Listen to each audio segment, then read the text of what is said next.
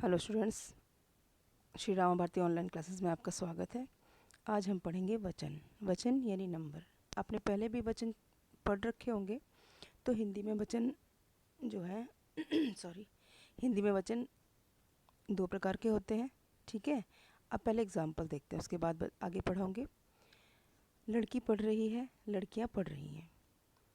लड़का खेल रहा है, लड़के खेल रहे हैं। यहाँ लड़की और लड़कियाँ, लड़का और लड़के, इन दोनों शब्दों में कुछ फ़र्क मालूम पड़ा आपको? कुछ लगा कि हाँ कुछ अलग सा है? मतलब जो पहला एग्जाम्पल है लड़की और लड़का, वो एक संख्या का बोध करा रहा है, जबकि लड़कियां और लड़के एक से अनेक संख्याओं का बोध करा रहे हैं ये शब्द।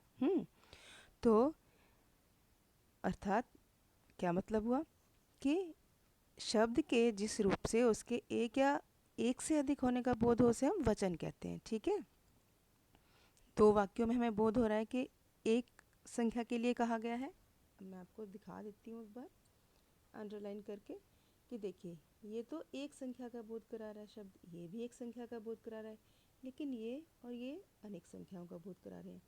तो इस प्रकार परिभाषा क्या बनी आपकी कि शब्द के जिस रूप से उसके एक या एक से अधिक होने का बोध हो, उसे हम वचन कहते हैं। राइट। वचन के दो भेद हैं। कौन कौन से वचन के दो भेद हैं? एक वचन और बहुवचन। क्लियर? एक वचन और बहुवचन। तो एक वचन क्या है? अब देखिए, एक वचन मतलब जिस शब्द से किसी वस्तु, व्यक्ति, प्राणी या स्थान के एक होने का बोध हो, उसे हम एक वचन कहते हैं। उदाहरण लड़का, पुस्तक, कपड़ा, घड़ी आदि। और बहुवचन क्या है? जिस शब्द से किसी वस्तु, प्राणी, व्यक्ति या स्थान या इनके क्या होने का बोध हो? एक से अधिक। क्या हो? एक से अधिक होने की जानकारी मिले, उसे हम बहुवचन कहते हैं। जैसे लड़का था यहाँ पर, यहाँ लड़के हो गया। यहाँ पुस्तक थी, यहाँ पुस्तकें हो गई। कपड़ा, कपड़े, घड़ी, घड़ियाँ। राइट। इसके बाद देखिए विशेष क्या है इसमें। हिंदी में एक वचन से बहुवचन बनाने के कुछ नियम होते हैं, परंतु कुछ संज्ञा शब्दों को सदैव एक वचन में तथा कुछ संज्ञा शब्दों को सदैव बहुवचन में ही प्रयोग किया जाता है। वो है आगे मैं आपको बताऊंगी। क्लियर? संस्कृत में वचन तीन प्रकार के होते हैं: एक वचन, द्विवचन और बहुवचन। ये ध्यान रखिएगा आप। आगे देखिए,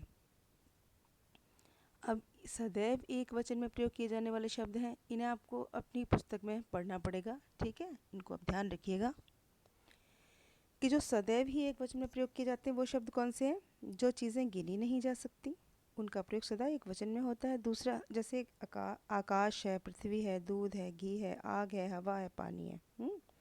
ये अनकाउंटेबल है, ये गिनी नहीं जा सकती। और दूसरा क्या है? धातु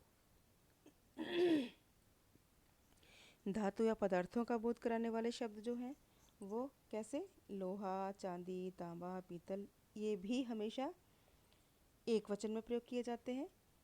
तीसरी बात क्या है? भाववाचक संज्ञाएं जो हैं उनका भी हमेशा प्रयोग एक वचन में ही होता है। राइट। उसके बाद समूहवाचक संज्ञाएं हैं जो, जैसे सेना है, कक्षा है, कमेटी है, केंद्र है, गुच्छा, सभा, इनका भी प्रयोग सदैव एक वचन में होता है। राइट। और सदैव बहुवचन में किसका प्रयोग होता है वो देख लीजिए आप। कुछ संज्ञा शब्दों का प्रयोग सदा बहुवचन में होता है, वो है अध्यापक, गुरु, लोक, समाचार, आंसू, हस्ताक्षर, प्राण, दर्शन। ये शब्द आपको ध्यान रखने होंगे कि ये हमेशा ही सदैव बहुवचन में प्रयोग किए जाते हैं। कुछ शब्द एक वचन तथा बहुवचन दोनों में समान रहते हैं, जैसे बंदर, घर, दूध, चाय, पानी, फूल, ये सेम रहते हैं। ना तो ये बहुवचन में बदलते हैं, ना ये एक वचन में बदलते हैं। क्लियर? अब देखिए, एक वचन से बहुवचन बनाने के नियम क्या है। जैसे हमने आपको लिंग बताई थी ना, उसी प्रकार से ये भी इसमें प्रत्यय लगा करके हम बहुवचन में बनाते हैं, जबकि लिंग में भी ऐसा ही था, प्रत्यय का प्रयोग करके या जो अकारांत हैं अ के स्थान पर। अब यहाँ पर क्या है? अ के स्थान पर ये लगाकर ए। अब रात में अ है अंत में, रात आ रहा है ना, तो रात है, ये ए लग गया ना। बहन, बहनें, सड़क, सड़कें, बात, बातें, आँख, आँखें, पुस्तक, पुस्तकें। राइट। अब बड़े आ के स्थान पर ए लगाकर घोड़ा तो घोड़े, केला केले, कौवा कौवे, कुत्ता कुत्ते, बच्चा बच्चे, कपड़ा कपड़े। इसके बाद देखिए आ के स्थान पर ए लगाकर माला मालाएं, छात्र छात्राएं, कथा कथाएं, महिला महिलाएं, सेना सेनाएं, कविता कविताएं, लता लताएं, कन्या कन्याएं। इसी प्रकार से आप सभी को पढ़ सकते हैं कि इन सब में क्या होगा, छोटी ई और बड़ी ई के स्थान पर हम इया लगाकर प्रयोग कर सकते हैं। कली कलियाँ, दासी दासियाँ, रीति रीतियाँ, बत्ती बत्तियाँ, नारी नारियाँ, नीति नीतियाँ, सखी सखियाँ, रोटी रोटियाँ, टोपी टोपियाँ, नदी नदियाँ। और कुछ अकारांत यानी छोटे आ से अंत होने वाले शब्दों के अंत में अनुनासिक लगाकर। यहाँ बेटा छोटे आ नहीं है, यहाँ बड़ा आ है, यहाँ अकारांत लिखा है जबकि आकारांत आना चाहिए था। ठीक है, आकारांत।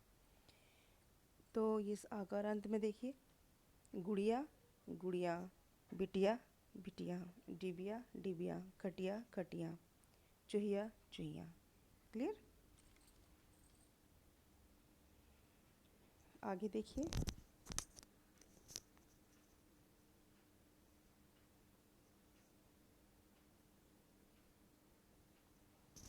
छोटा ऊ और बड़ा ऊ तथा ओ से अंत होने वाले शब्दों में दीर्घ ऊ मतलब दीर्घ मतलब होता है बड़ा, बड़ा ऊ और छोटा ऊ में बदलकर ए लगाकर। अब इतने सारे नियम आपको याद नहीं होंगे, लेकिन ये जर्नल है, सिंपल सी बात है, आपने देख रखे हैं, आपने सुन रखे हैं, आपको इजी लगेंगे।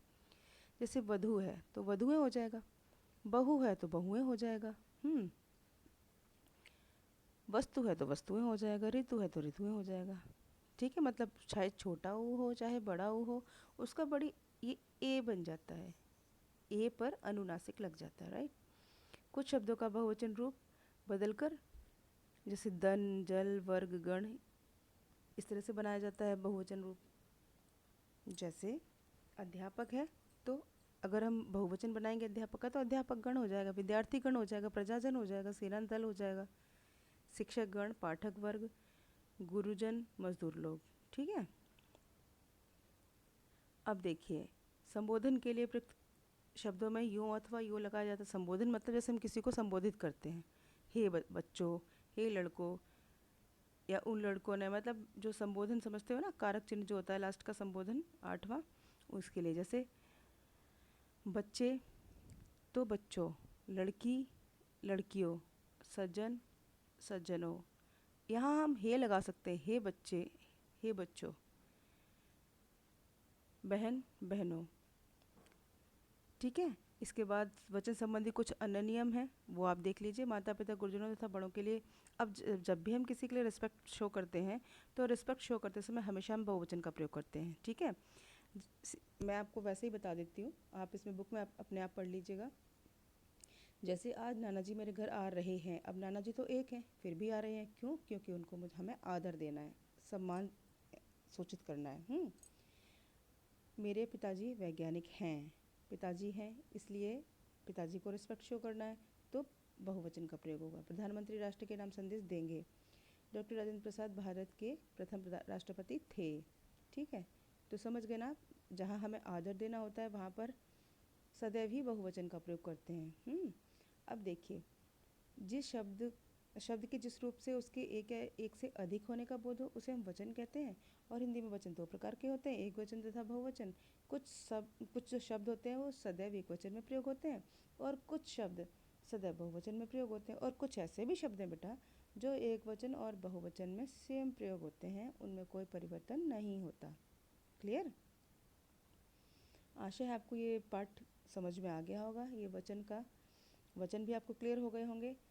और अगले वीडियो में आपसे फिर मिलती हूँ किसी नए टॉपिक के साथ। तब तक के लिए good day, have a nice day.